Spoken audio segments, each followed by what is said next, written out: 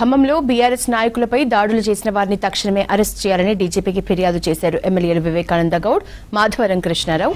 ప్రతిపక్ష పార్టీగా నిరాశ్రయులకు సహాయం చేయడానికి వెళ్తే దాడులు చేస్తారా అని ప్రశ్నించారు. ముఖ్యమంత్రి ప్రోద్బలంతోనే ఈ దాడులు జరిగాయని ఆరోపించారు. దాడి చేసిన వారిపై కఠిన చర్యలు తీసుకోవాలని డిమాండ్ చేశారు బీఆర్ఎస్ ఎమ్మెల్యేలు. తీసుకొని ఆ 9 ప్రాణాలు కాపాడిన సంగతిని గుర్తు చేస్తా ఉన్నాను. ప్రజలందరూ చెప్పిన విషయాన్ని చెప్తే తెలియజేస్తా ఉన్నాను. ఇంత ఘోరంగా విఫలమైపోయి తమ చేతగాని తనాన్ని మరి కప్పు పిచ్చుకోవడానికి ఇంకా కూడా ప్రభుత్వము తప్పుడడుగులు వేస్తున్న సంగతిని సందర్భంగా మీకు మనవి చేస్తా ఉన్నాను. మరి వారు ముఖ్యమంత్రి గారు వెళ్ళి ప్రజలకి భరోసా ఇస్తాడా అని చెప్పేసి అనుకున్నాం. వారికి చేతునిస్తాడేమో అనుకున్నాం. జస్ట్ కారులో జీప్ లో ఎన్నికల ప్రచారానికి వెళ్ళినట్టు చేతి ఊపుకుంటూ వెళ్ళిపోయి ప్రజలకి ఎలాంటి హామీ ఇవ్వకుండా, ఎలాంటి భరోసా ఇవ్వకుండా తిరిగి వచ్చిన సంగతి మనం చూసాం, కల్లారా చూసాం ఖమ్మంలో.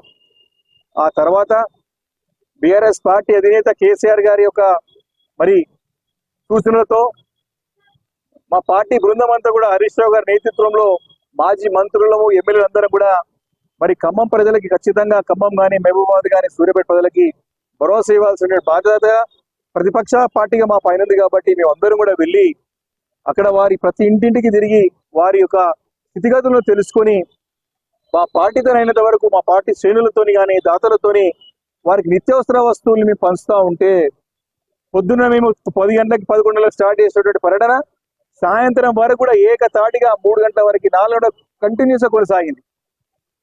మాకు ప్రజలు వచ్చినటువంటి వారి బాధలు, వారి సాధక బాధలు ప్రత్యక్షంగా మీడియా ద్వారా ప్రజలందరూ కూడా చూస్తూ ఉంటే మరి దీన్ని తట్టుకోలేక సాక్షాత్తు ముఖ్యమంత్రి గారే, ముఖ్యమంత్రి కార్యాలయం ఉండే వారే మరి దాడికి ఉసగలిపి రౌడీ షీటర్లని మరి ఎవరైతే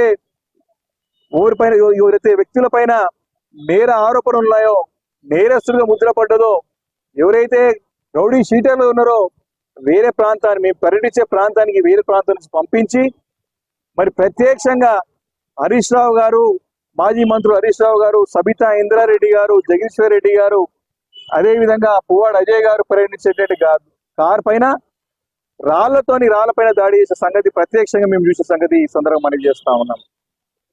ఈరోజు రాష్ట్రంలో ఆటవిక పాలన జరుగుతామని చెప్పడానికి ఇది ఒక నిదర్శనం చెప్పక తప్పదు.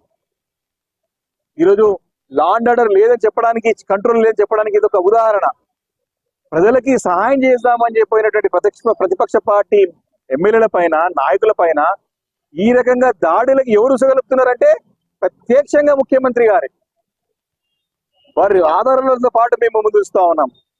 ఈ దాడిని తీవ్రంగా ప్రజాస్వామ్య వాదులు కానివ్వండి, అందరూ కూడా అన్ని పార్టీల నాయకులు ముక్త కంఠంతో ఖండించాల్సిన బాధ్యత కూడా ఉన్నది.